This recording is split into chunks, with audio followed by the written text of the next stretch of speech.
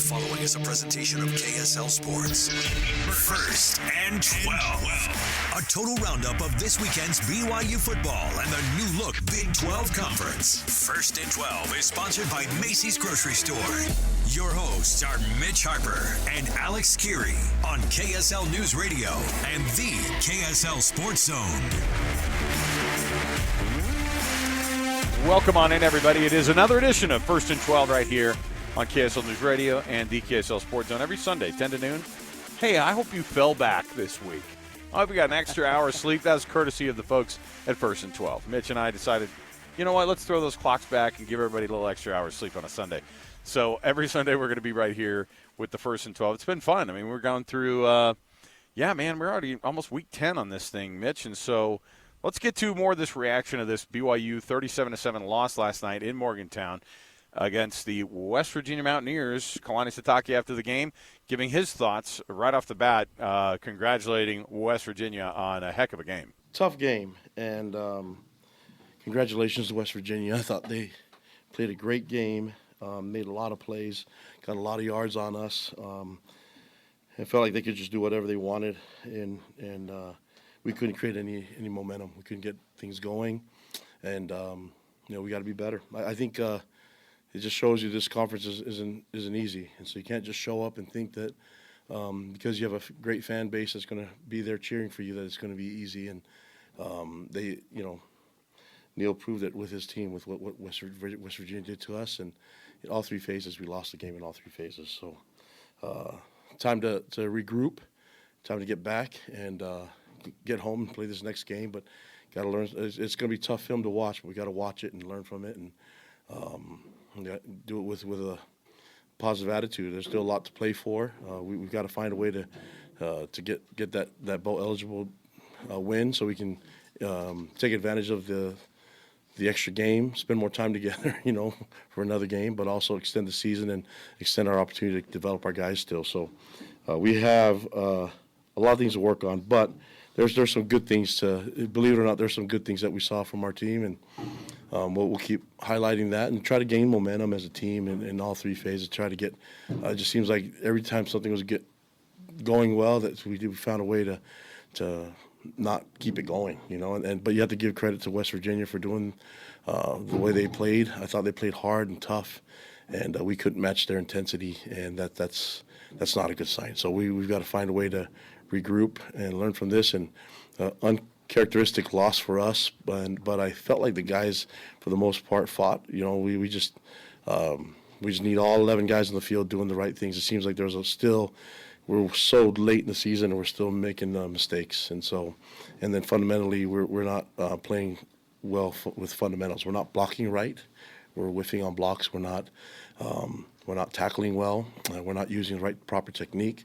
Playing missed assignment football, and that's something that we've got to fix, and that's what I got to get done the next week. I think we can bounce back from this, and it's good that we're going to be home, but going on the road and getting a win is not easy, and so that seems like a difficult thing for us to deal with, but we'll have to worry about that after. Right now we're going to go home for a home game, and I'd like to fix the errors and the missed assignments and the stuff that we can fix right now, and then saw a lot of new bodies on the field, so we'll have some great competition, and with guys that are redshirting that are available now, we'll see how it works, how it looks, and some guys that are banged up. Hopefully, we get some guys back, and hopefully some guys are able to play next week. So, but we'll have to deal with injuries if they come, just like everybody else. But we do have the redshirt guys to go to if we need to get there.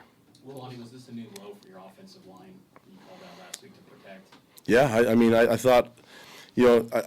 I thought, and I had to watch the film, but I just felt like there was just too many whiffs, and by that we were just unblocked guys, and whether it's on run game or the pass pro, it wasn't good enough. And Jake battled. I don't know if you guys agree with that or not, but he battled. He played hard. He threw the ball with great velocity and accuracy. And then there's sometimes, it's his first game starting. I thought he made a couple mistakes, but the effort was there and the energy, and he never quit. And so I like what he did in the game.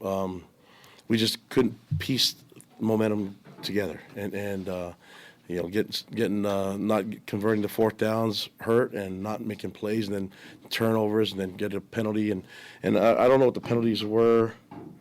Yeah, 10 penalties. That's not our football. That's not us, and that's disappointing. So the fact that we had 10 penalties upsets me. It means that we played undisciplined football, and and that usually happens when you're not executing the right way with the technique. And so we're playing undisciplined football, and that's not good. Go ahead, Jay. Did Jake play well enough to start next week, or will Keaton be back, or where are you on this? Yeah, Keaton's been playing banged up for a little bit now, and the Texas game kind of put him in some danger, and we couldn't really.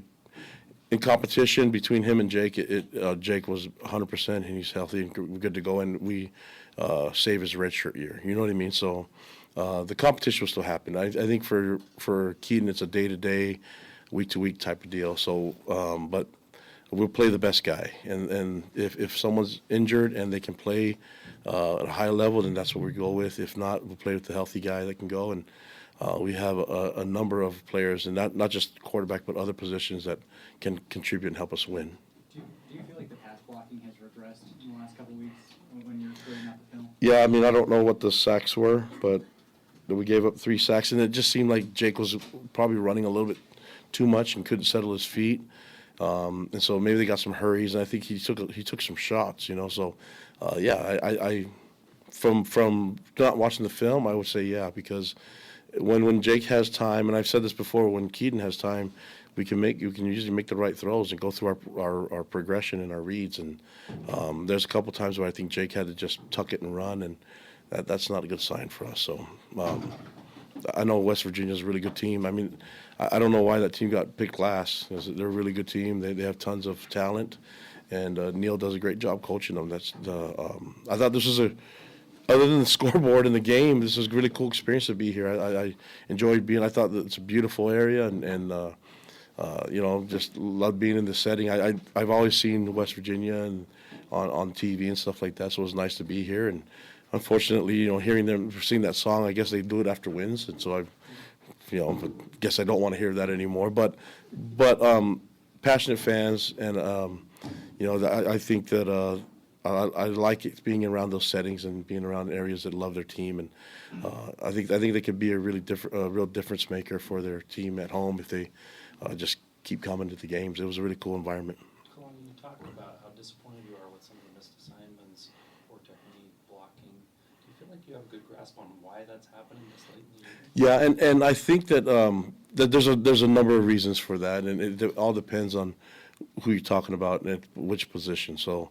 All that has to be evaluated. It needs to be corrected, and that's what I got to do as a head coach. Find a way to get our guys to play at a higher level, and we've done it before. And so, and sometimes the competition, you just have to play the guys that can go. Right now, we have availability. We have the availability to play everybody, and so we might have to go young in some spots, and we might have to keep competition. For me, the competition's open. I owe it to the fans and to everybody else and to our team to play the best guys. And so it's going to be fun to see these guys compete and fight for playing time so that this doesn't show up again. What can you hang your hat on with this team going down the stretch? Well, they keep believing in each other. It's just a matter of us putting it all together and creating momentum. The guys, this isn't going to fracture our team and the culture. The guys are together. They're unified. There's no pointing fingers, but they know that we can play better, and so there's going to be a personal responsibility that everybody has to do. They have to do the 111th on the field. They're 120th on the team as a team member, and that goes for coaches, staff, and players. We're all in this together as a program, so we've got to find ways to be more effective as a team and play better. What was your line of thinking going forward on 4th and 2, near midfield on your first possession?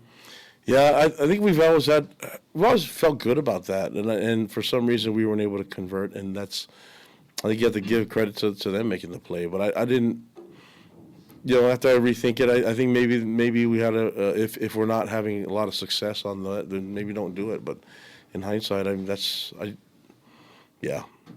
I mean, the regrets isn't something I'm going to live off of. I'm just going to try to be better and make the better decision next time. And that's head coach Kalani Sitake. You could hear it in his voice. I mean, there's frustration there. I mean, I think Kalani kept it as professional as he can. It's interesting setup too, because in the media room, it's me and 3 other media members locally, and then Tom Homo, Kalani's boss, is staring right at him, just staring at him, and I feel like that kind of sets up Kalani to where he's not giving maybe the answers he wants to say. I mean, ultimately it's going to get to his boss anyway, but it's kind of a unique dynamic, I got to say, in that press conference with Tom the past few weeks in that press room. Next week, just have him standing right in front of him, staring him down. It gets more interesting every time. All right, we'll take another break here. We'll come back, discuss our Big 12 game of the week, and of course it was Bedlam for the last time, at least in the foreseeable future. We got to figure out how to get this game played more often, but how Oklahoma State has turned not just their season around, they turned Oklahoma's season around yesterday in the most recent and final meeting in the Bedlam series. We'll talk about that next right here. It is 97.5 the KSL Sports Zone. It is 102.7 FM KSL News Radio. This is First and 12.